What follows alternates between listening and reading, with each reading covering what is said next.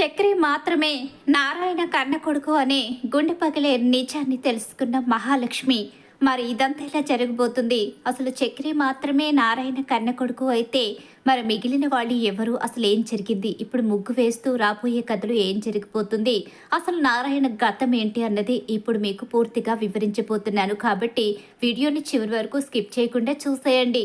అలానే మా వీడియో నచ్చితే లైక్ చేయడం మాత్రం మర్చిపోకండి.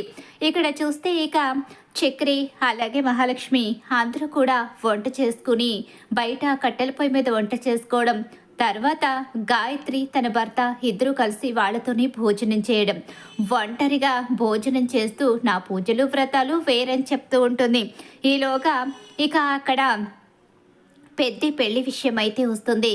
మాధవ పెళ్లి గురించి అడిగేసరికి మాధవ పెళ్లి విషయంలో తను ప్రేమించిన అమ్మాయి వాళ్ళ కన్న వాళ్ళు వద్దని చెప్పారు అన్న విషయాన్ని నారాయణ చెప్తూ ఉండగా, అన్నయ్యకి ఏం తక్కువ, అన్నయ్యకి పెళ్ళనివ్వడానికి ఇష్టపడలేదు అంటే వాళ్ళు ఎలాంటి వాళ్ళో అర్థమవుతుంది.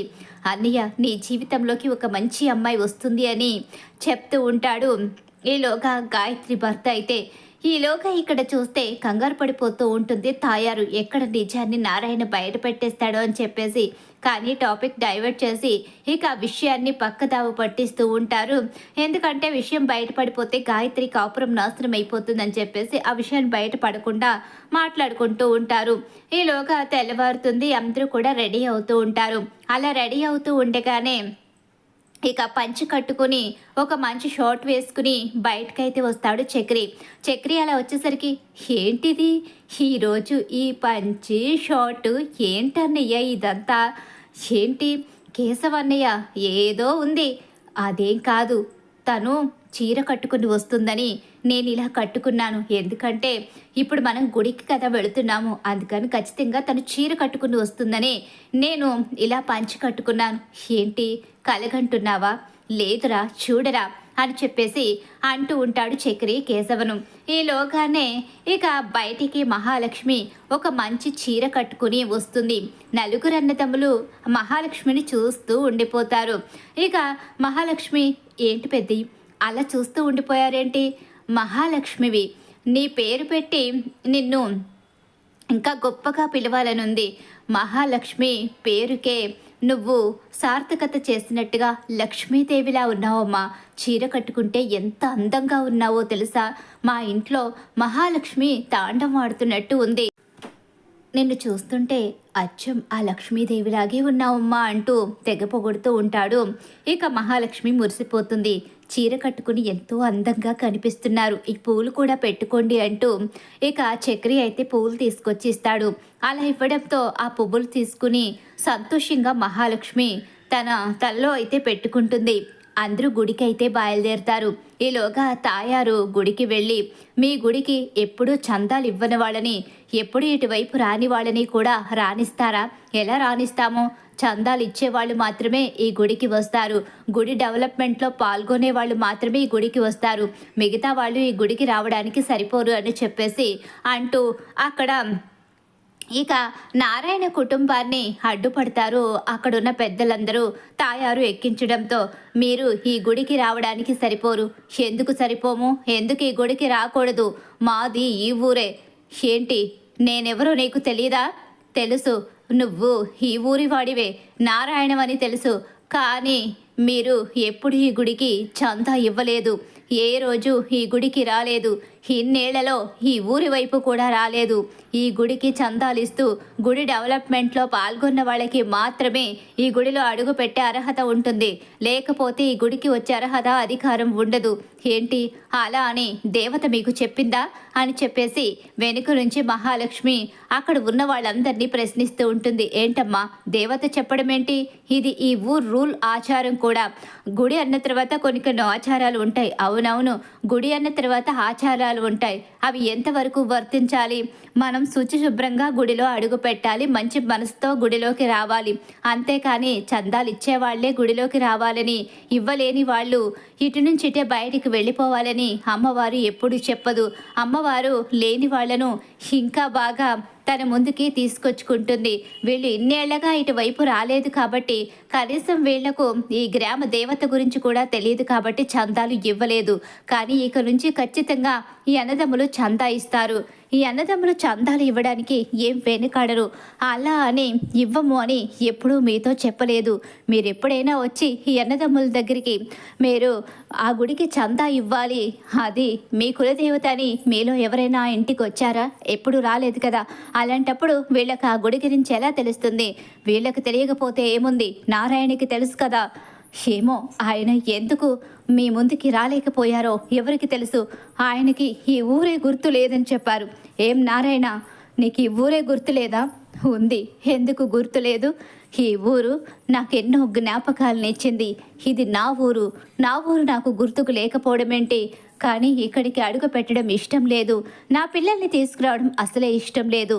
అందుకే నేను వద్దని అడ్డుకునే ప్రయత్నం చేశాను. కానీ నా పిల్లలు ఆగలేదు అని చెప్పేసి ఇక అంటూ ఉంటాడు నారాయణ. అయినా సరే మీరు ఎన్ని చెప్పినా సరే గుడి లోపలికి వెళ్ళడానికి, దేవతను దర్శించుకోవడానికి ఈ ఊరి పెద్దలు ఒప్పుకోమని చెప్పేసి అడ్డుపడే ప్రయత్నం చేస్తూ ఉండగానే ఈలోగానే మీరు కనుక ఇలాగే చేస్తూ ఉంటే మేము ఇటు నుంచి ఇటు వెనక్కి వెళ్ళే పరిస్థితి లేదు. ఊరి జనాన్ని అందరినీ పిలిచి న్యాయం అడుగుతాము. అప్పుడు గుడిలోకి ఎవరు వెళ్ళొచ్చో ఎవరు వెళ్ళకూడదో వాళ్ళే చెప్తారు. స్వార్థపూరితంగా అడ్డుకునే మీలాంటి వాళ్ళే గుడిలో ఉండి అమ్మని పూజించేటప్పుడు మాలాంటి వాళ్ళం ఎందుకు రాకూడదు? మాకు వచ్చే హక్కు అధికారం ఉందని ఎలా అయితే వాదించి వాళ్లకు బుద్ధి చెప్పి ఇక గుడిలోకి వెళ్ళి దర్శనం చేసుకుంటారు మహాలక్ష్మి, మాధవ కుటుంబం అందరూ కూడా. ఇక మహాలక్ష్మి మాటలకు ఆ పెద్దలు వెనుతిరుగుతారు. ఎలాగైనా సరే గుడిలోకి రాకుండా నారాయణ కుటుంబాన్ని అటు నుంచి అటే పంపించేయాలని ప్లాన్ చేసిన తాయారికి షాక్ ఎదురవుతుంది. ఎందుకంటే మహాలక్ష్మితో పాటు అక్కడ ఇక గాయత్రి కూడా వాళ్ళ వైపు వాదించడంతో ఇక తాయారు దెబ్బకి నోరు మూసుకుని నిలబడుతుంది. మా అమ్మ అలాగే మా మామయ్య ఇద్దరు అన్నదమ్ములు ఎవరు ఇక్కడికి వచ్చినా ఇద్దరు వచ్చినట్టే అని చెప్పి గాయత్రి అక్కడ న్యాయం చెప్పడంతోనే అక్కడ పరిస్థితులు మారతాయి. అలా ఇక తాయారు నోరైతే మూతపడుతుంది. దర్శనం అయితే పూర్తవుతుంది. అలా దర్శించుకుని చాలా హ్యాపీగా బయటకు అయితే వస్తారు. ముందు ఏదైనా అడ్డంకులు ఏర్పడినా ఆ తర్వాత పరిస్థితులు బాగానే ఉన్నాయని చెప్పేసి అనుకుంటూ ఉంటారు. ఇలా ఆలోచించుకుంటూ హ్యాపీగా బయటకు అయితే వస్తారు. అలా వచ్చేసే లోపలనే నారాయణ మీద మరో అటాక్ జరుగుతుంది. నారాయణతో పాటు చక్రి మీద కూడా అటాక్ జరుగుతుంది. చక్రిని చంపడానికి రౌడీలు అక్కడికి వస్తారు. చక్రిని మాత్రమే టార్గెట్ చేస్తారు. చక్రిని కాపాడే ప్రయత్నంలో కేశవ, మాధవ ఇద్దరూ కూడా వాళ్ళను చితకబాది వాళ్ళను పట్టుకుని చక్రిని మాత్రమే ఎందుకు టార్గెట్ చేస్తున్నారని చెప్పేసి నిలదీస్తారు. కానీ అక్కడ ఎవరూ సమాధానం చెప్పకుండా అక్కడి నుంచి వెళ్ళిపోతారు. అలా వెళ్ళిన తర్వాత ఈ ఊళ్ళోకి వచ్చిన దగ్గర నుంచి అసలు ఏదో ఒక ప్రమాదం జరుగుతూనే ఉంది. అసలు ఏం జరుగుతుంది ఇక్కడ? అసలు ఈ ఊర్లో మీకు శత్రువులు ఎవరున్నారు అని చెప్పేసి మహాలక్ష్మి అడుగుతూ ఉంటుంది. ఏమో మాకేం తెలుసు, ఏముంది, ఇదిగో వీళ్ళన్నయ్య ఆ రమణయ్య పని అయి ఉంటుందిలే. ఆ రమణయ్య ఇదిగో ఉంది కదా ఈవిడ గారు తాయారు, ఇద్దరూ కలిసి మమ్మల్ని బ్రతికినివ్వకూడదని నిర్ణయించుకున్నట్టున్నారు. లేదు లేరా పద, అదే వాడి పని అవ్వదులే, ఆ మెడలు తిరగనోడి పని కాదులే అని చెప్పేసి అంటూ ఉంటాడు నారాయణ. అయితే ఈలోగా వాళ్ళందరూ అక్కడి నుంచి వెళ్ళిపోతారు. అలా వెళ్ళిపోయిన దగ్గర నుంచి మాధవ మనసులో ఉండదు. తన తమ్ముడిపై అటాక్ జరగడం, అలాగే అంతకు ముందు వచ్చేటప్పుడే నారాయణ మీద అటాక్ జరగడం, ఇలా వరుస అటాక్స్ కారణంగా తమ్ముళ్ళకి అలాగే నారాయణకి ఏమవుతుందో అని చెప్పేసి కాపలాగా ఉండిపోతాడు. ఇక మాధవ నిద్రపోకుండా, ఏంటి పెద్ది అలా ఉన్నారేంటి? లేదు నాకు నిద్ర రావడం లేదమ్మా. దారిలో వచ్చేటప్పుడు నాన్న మీద అటాక్ జరిగింది, ఆ తర్వాత చక్రి మీద అటాక్ జరిగింది. వీళ్ళకి ఏమైనా జరుగుతుందనే భయం నన్ను నిద్రపోనివ్వడం లేదు. అదేంటి పెద్ది, మీరు ఇంతమంది ఉన్నారు, ఒకరినొకరి కాపాడుకోగల శక్తి ఉంది, అలాగే ఒకరినొకరు ప్రొటెక్ట్ చేసుకుంటూనే ఒకరి మీద ఉన్న ప్రేమని ఇంకొకరు చూపించుకుంటూ ఉంటారు. చూశారు కదా ఒకరి కోసం ఒకరు ఎలా ఉన్నారో. నిజంగా మీరు అదృష్టవంతులు పెద్ది, ఇలాంటి కుటుంబం దొరకడం మీ అదృష్టం అని చెప్పేసి మహాలక్ష్మి అంటూ ఉంటుంది. పడుకోండి పెద్ది, ఏం కాదు అందరూ కలిసి చూసుకుంటారు కదా అని చెప్పేసి మహాలక్ష్మి అయితే చెప్తూ ఉంటుంది. ఈలోగానే ఇక మాధవ పడుకుంటాడు. ఆ తర్వాత ఇక చక్రిని తీసుకుని నారాయణ అయితే బయలుదేరతాడు.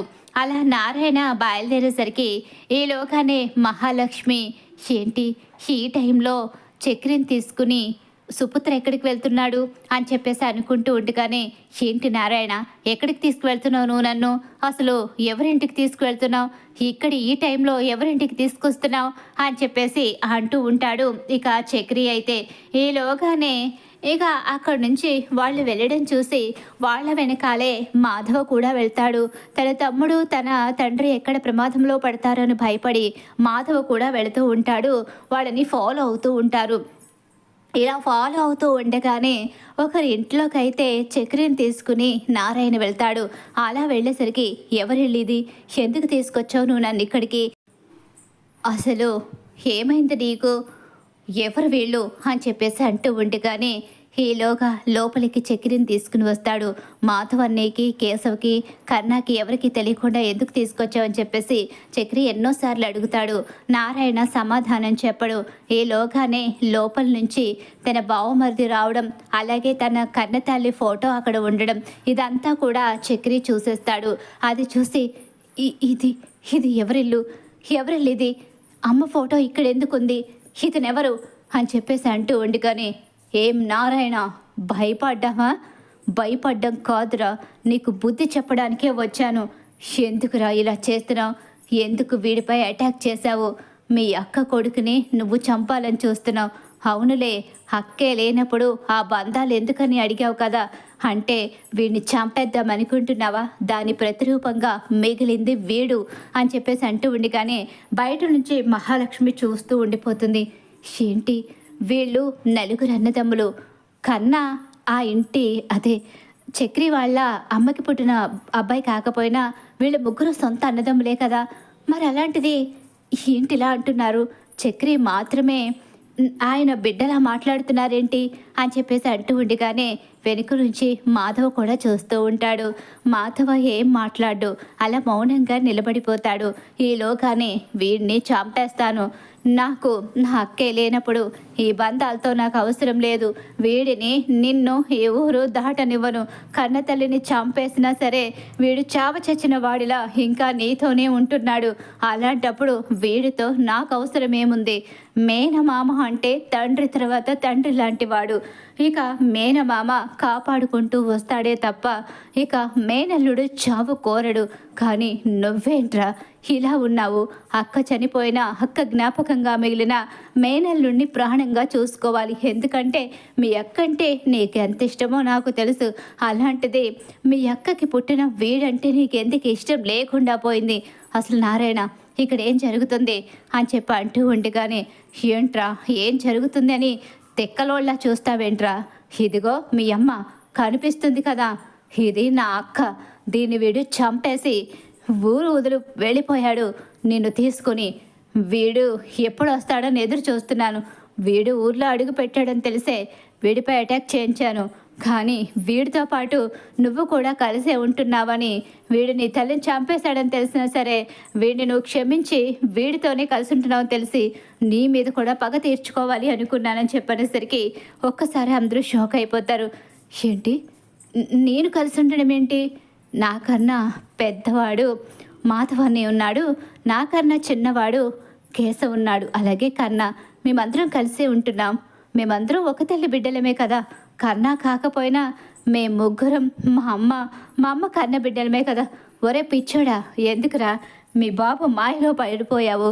ఈ నారాయణగాడు నిన్ను మాయ చేశాడు. నా అక్కకి ఒక్కడే కొడుకు, అది చక్రి. నువ్వు మాత్రమే మా అక్క కన్న కొడుకువి. ఏం నారాయణ, ఏం చెప్పకుండానే వీడిని పెంచావా? అంటే ఈ నలుగురిని ఒకచోట పెంచావా? అసలు ఈ నలుగురిని ఒక చోట పెంచడానికి నీకు ఎంత ధైర్యం? నా అక్క కొడుకు మిగిలిన వాళ్ళు సమానమా? అందరినీ కలిపి ఒక చోటే పెంచావని వీడు చెప్తున్నాడు కదా. అవును, వీడు నీ అక్క కొడుకే, కానీ మిగిలిన ముగ్గురు కూడా నా కన్న బిడ్డల్లాగే పెరిగారు. వాళ్ళందరూ నా కన్న బిడ్డలే, వీడితో సమానంగానే పెరిగారు. వీళ్లను పెద్దోడు మాధవే చూసుకున్నాడు. వాడు నాకు ఎలా పరిచయమయ్యాడో నీకు కూడా తెలుసు. మీ అక్క బ్రతికున్నప్పుడే వాడు పసిబిడ్డగానే మా ఇంటికి చేరాడు. వాడు పసిబిడ్డగా ఉన్నప్పుడే వాడిని మీ అక్క చేరదీసింది. వాడు ఎప్పటికీ ఈ ఇంటి బిడ్డగానే ఉండిపోయాడు. తన తమ్ముళ్ళని ప్రాణంలా చూసుకున్నాడు. అలాగే కేశవను తరువాత నేను తెచ్చుకున్నాను. అలా కన్న కూడా నా ఇంటికి చేరాడు. వీళ్ళందరూ కలిసి అన్నదమ్ములుగా బ్రతుకుతున్నారు. ఒకరి కష్టాన్ని ఒకరు పంచుకుంటూ ఇక వీళ్ళందరూ తల్లి లేని బిడ్డలు అనే విషయాన్ని మర్చిపోయారు. వీడికి తల్లి లేదనే విషయాన్ని మర్చిపోయేలా చేసి వీడిని మాధవ కన్న బిడ్డలా చూసుకున్నాడు. మిగిలిన వాళ్ళను కూడా మాధవ అలానే చూసుకుంటూ వచ్చాడు. వాడు వీళ్ళ దగ్గర ఉంటేనే వీళ్లకు బలం, ధైర్యం కూడా. వీళ్ళు ఒక తల్లి బిడ్డలు కాదు అన్న విషయం వీళ్ళలో ఎవ్వరికీ తెలియదు. పెద్దోడు మాధవకి తప్ప ఈ విషయాలు ఎవ్వరికీ తెలియదు అని చెప్పనేసరికి, ఏం మాట్లాడుతున్నావు నాన్న? అవునరా, నువ్వు మాత్రమే నా కన్న కొడుకువి. నాకు మీ అమ్మకి పుట్టిన ఒక్కగానొక్క కొడుకువి. వాడు నా ఇంటికి చేరాడు. మీ అమ్మ ఇష్టంగా తెచ్చుకున్నవాడు. నిన్ను ఎప్పుడూ కూడా నాలా మీ అమ్మలా చూసుకుంటూ వచ్చాడు. వాడికి అప్పటికి ఇప్పటికీ మేము వాడిని చేరతీశామనే కృతజ్ఞత ఎప్పుడూ మా మీద చూపిస్తూనే వచ్చాడు. మాధవ గొప్పవాడురా. నిన్ను సొంత తమ్ముళ్లాగే చూసుకున్నాడ్రా. కన్న కొడుకులా పెంచాడ్రా. అలాంటి అన్నయ్య ఈరోజు నాకేమీ కాడని తెలిస్తే నా గుండె పగిలిపోతుంది. చిచి, నువ్వు కూడా వీడలాగే తయారయ్యావురా. వాళ్ళు నీ వాళ్ళేంటి, వాళ్ళని అన్నయ్య అని పిలుస్తావేంటి అని చెప్పేసి అంటూ ఉండగానే ఈలోగానే వెనకాల నుంచి చూస్తున్న మహాలక్ష్మి షాకు. అలాగే ఇక ఈలో వెనకాలన్న మాధవ తలదించుకొని నిలబడతాడు. పెద్ది, ఇక్కడ జరుగుతుంది నాకు తెలుసు. వాడు మాత్రమే ఆ ఇంటి వారసుడు. అతనికి మేనల్లుడు. మా నాన్న కన్న కొడుకు అంటే విషయాలన్నీ నాకు తెలుసు. ఈ ఊరికి వచ్చినప్పుడు వాడికి ప్రమాదం ఉంటుందని కూడా తెలుసు. అందుకే నాన్న కేవలం నన్ను మాత్రమే వెళ్ళమన్నాడు. కానీ మీ అందరూ వస్తానని చెప్పేసరికి అక్కడ జరిగిన గతం గురించి చెప్తే మీరెవ్వరూ తట్టుకోలేరని నేను ఎవరితోనూ నిజాన్ని చెప్పలేదు. మా అమ్మని చంపింది కూడా మా నాన్న కాదు. ఆ విషయం ఆయనకు తెలియదు. అందుకే ఆయన వాళ్ళక్కని చంపింది నాన్నే అనుకుని నాన్న మీద పగ సాధించాడు అని చెప్పేసి మొత్తం అన్నీ కూడా మాధవ మహాలక్ష్మికి చెప్తాడు. అసలు ఒక తల్లి బిడ్డలు కాకపోయినా ఒకే చోట ఎంతో ప్రేమగా పెరిగారు. నిజంగా మీరు చాలా గ్రేట్ పెద్ది. మీరందరూ కూడా నిజంగా చాలా గొప్పవాళ్ళు. ఈ విషయాలన్నీ తెలిసినా తెలియకపోయినా అందరూ ఒకే చోట కలుసుంటారని కన్నా అసలు మీ అమ్మకి పుట్టలేదని తెలిసి చెప్పినప్పుడు కూడా మీ అందరూ కన్నాని ప్రేమగా చూశారు. మీకు అసలు వీళ్ళు తమ్ముళ్లే కాదని తెలిసిన వీళ్ళ కోసం మీ జీవితాన్ని త్యాగం చేశారు. మీ అందరి కోసం ఆ పెద్ద ఆయన కాపలాగా మిగిలిపోయి చావుకు కూడా ఎదురెళ్ళడానికి సిద్ధపడ్డాడు. నిజంగా మీ అందరిది ఎంత గొప్ప ప్రేమ అని చెప్పి మహాలక్ష్మి అంటూ ఉంటుంది. ఈలోగానే అక్కడే ఉన్న చక్రి కుప్ప కూలిపోతాడు. నా అన్నతమ్ములు కాదు అనే నిజాన్ని ఇప్పుడు తెలియాలని నువ్వెందుకు ఇలా చేశావు అని చెప్పేసి తండ్రిని నిలదీస్తాడు. వాడు చేయడం ఏంటి? ఎప్పటికైనా నువ్వు తెలుసుకోవాల్సిందే. వాళ్ళను వదిలేసి దూరంగా వెళ్ళిపో. నిన్ను ప్రాణాలతో వదిలేస్తాను. నేను చచ్చిపోయినా పర్వాలేదు, నేను వాళ్ళని వదలను. మా నాన్నని, నా అన్నదమ్ముల్ని వదిలే ప్రసక్తే లేదు. వాళ్ళు మేము ఒక్క తల్లి బిడ్డలం కాకపోవచ్చు, ఒక తండ్రి బిడ్డలం కాకపోవచ్చు. వాళ్ళు పరాయి వాళ్ళైనా సరే నా వాళ్ళు. మాధవ నా అన్నయ్య, నా సొంత అన్నయ్య. కేశవ, కన్న నా తమ్ముళ్ళు. వాళ్ళే నా ప్రపంచం, వాళ్ళే నా ప్రాణం. వాళ్ళ కోసమే నేను బ్రతుకుతాను. నా అన్న మా కోసం ఎలా బ్రతుకుతాడో నేను కూడా ఆ కుటుంబం కోసమే బ్రతుకుతున్నాను.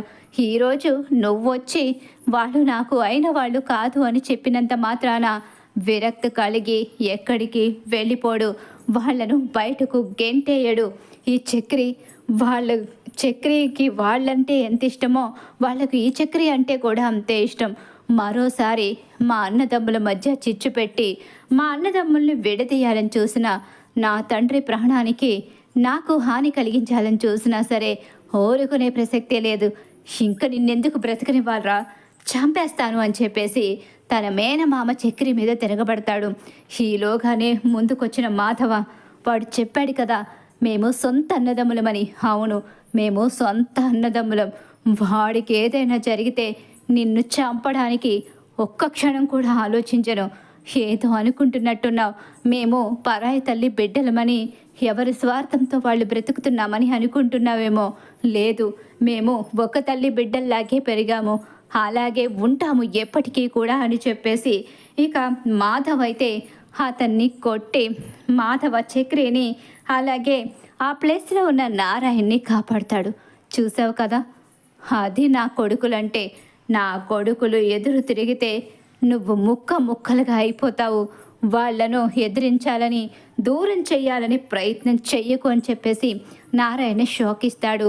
ఇక ఖచ్చితంగా రాబోయే కథలు ఇలా అయితే జరిగిపోతుంది. మరి మహాలక్ష్మి అలాగే చక్రి కలవాలని చెప్పి మీరు కోరుకుంటున్నారా? అయితే వీడియోని తప్పకుండా లైక్ చేయండి. మా వీడియో కనుక మీకు నచ్చినట్లయితే పక్కనే ఉన్న హైప్ బటన్ మీద క్లిక్ చేయండి.